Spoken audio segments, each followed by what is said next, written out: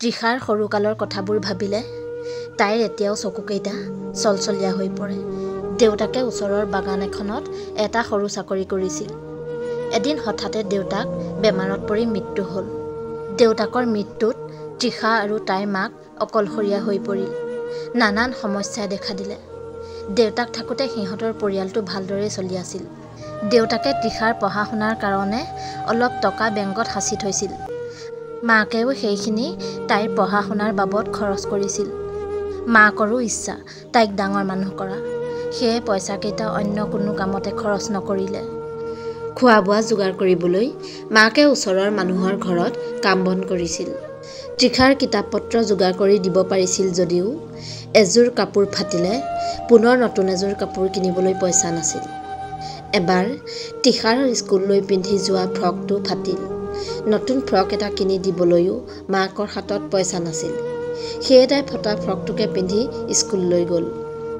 তাই ফটা ফ্ৰকটো স্কুললৈ পিন্ধি যোৱা দেখি স্কুলৰ লগৰ ল'ৰা ছোৱালীবিলাকে ফটা চোলাকে পিন্ধি আহিছে বুলি তাইক জোকাবলৈ ধৰিলে।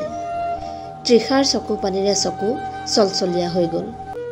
স্কুল ছুটিৰ পিছত ঘৰলৈ আহি তাই মাকৰ আগত সকলো কথা বিৱৰি কোৱাত মাক আৰু তাই দুয়ো আৱেগিক হৈ পৰিল।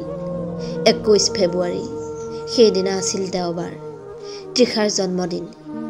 সেয়ে তাই আগদিনা লগৰীয়াবোৰক জন্মদিনলৈ মাতিলে। লগৰীয়াবোৰ আছিল ধনী ঘৰৰ। সেয়ে সিহঁতে তৃষাৰ জন্মদিন খাবলৈ ভাল পোৱা নাছিল। সঁচাকৈয়ে কোনো এজনেও তৃষাৰ জন্মদিনলৈ নাহিল।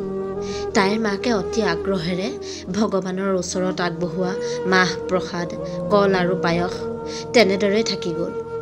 ইফালে তৃষায়েও সকলো আহিব বুলি আশাৰে বাট চাই থাকিল।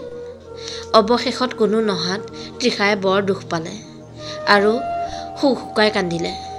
তেতিয়া তাইক মাকে বুজালে, সোণজনী, সিহঁত বহু ধনী ঘৰৰ ল'ৰা ছোৱালী। আমাৰ দৰে দুখীয়াৰ ঘৰলৈ কিয় আহিব?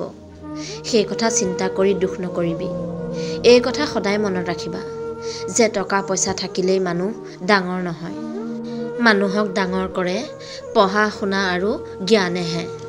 সেইকাৰণে তুমিও আজিৰে পৰা ভালদৰে পঢ়া শুনা কৰি তোমাৰ লগৰীয়াবোৰক দেখুৱাই দিয়া মানুহৰ সন্মান ক'ত আছে, টকা পইচাত নে শিক্ষাত।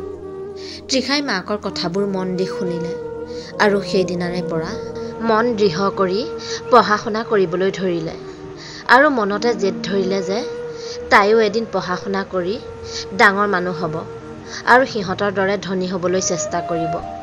সেইবাৰ সিহঁতৰ স্কুলত তৃষাই বছৰেকীয়া সাহিত্য প্ৰতিযোগিতাত অংশগ্ৰহণ কৰি স্বৰচিত কবিতাত প্ৰথম স্থান পালে আৰু পঞ্চম শ্ৰেণীৰ পৰা ষষ্ঠ শ্ৰেণীলৈ পাওঁতে প্ৰথম স্থান লাভ কৰিলে।